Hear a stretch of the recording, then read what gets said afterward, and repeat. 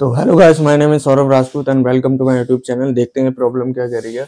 Late p equals to 5 upon this thing and 120 raised to power p equals to 32 दे रखा है। Then the value of x भी, ठीक है, हमसे x की वैल्यू पूछी है, ठीक है।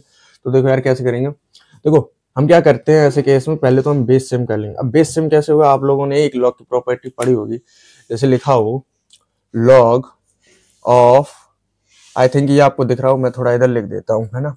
लिखा हो log of a to the base b, तो हम इसको इस तरह लिख सकते हैं। इसको डिनोमिनेटर में ले जाना हो तो ये आपस में इंटरचेंज हो जाते हैं। log of b to the base a हो जाएगा, राइट, ठीक है। तो देखो यार ये चीज है ना, फिर ये पलट गई है, हम इसको इस तरह लिख देंगे। कैसे?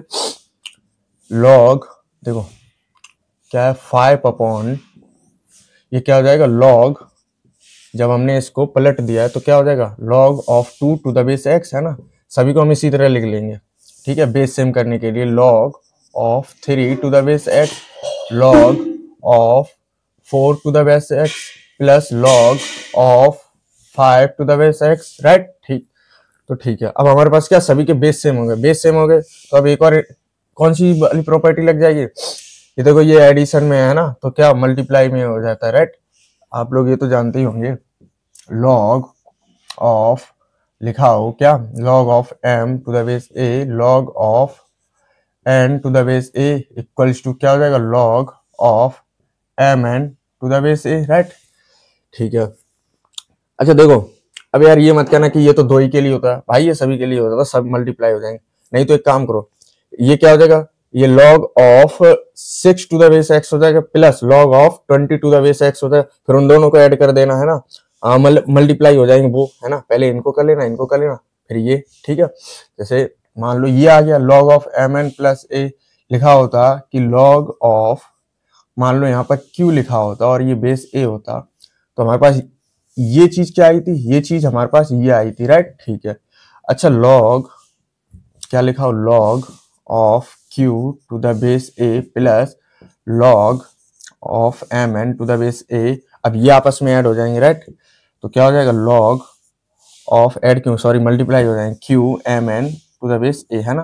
तो बस भैया हम डायरेक्ट भी कर सकते थे, log q mn to the base a, right, ठीक है। मैंने आप लोग बताया था, क्या पता बहुत से लोग यहाँ पर कंफ्यूज हो जाते कि भाई ये तो दो के लिए होते हैं, हम तीन के लिए कैसे कर देते हैं, है ना, 3 4 के लिए, मतलब मल्टीपल के लिए, दो से ज्यादा के लिए, तो मैंने आप लोगों को बता दिया है। तो अब ये हो जाएगा, क्या हो जाएगा log ऑफ, ये कितना हो जाएगा, इनका मल्टीप्लाई करोगे तो 2 multiply 3 multiply 4 multiply 5 to the base x, ये क्या है p की वैल्यू, राइट, ठीक है। तो ये आ जाएगा हमारे पास, कितना आ जाएगा, p इक्वल्स टू 5 अपॉन 2 3 6 6 4 24 24 5 कितना होता है 120, राइट। तो ये हो जाएगा log of 120 to the base x, है ना। अब इसको ऊपर ले जाओ या तो, है ना, नहीं तो फिर इसको ऐसे ही लिखा रहने दो। एक काम करो, इसको ले जाओ ऊपर, तो इसको हम लिख देंगे log of 120, sorry log of x to the base 120, right. हमारा p क्या आ गया, ये आ गया, ठीक है। अच्छा मैं इसको इरेज कर देता हूँ, है ना। तो देखो अब हमें क्या दे रखा है, देखो p आ गया हमारे पास, है ना। तो अब हमें ये चीज दे रखी, तो हम p इसमें पुट कर देंगे, तो 120 की whole power p equals to क्या दे रखा है 32, ठीक है। अच्छा p हमारे पास कितना आया 120, इस पावर क्या हो जाएगा 5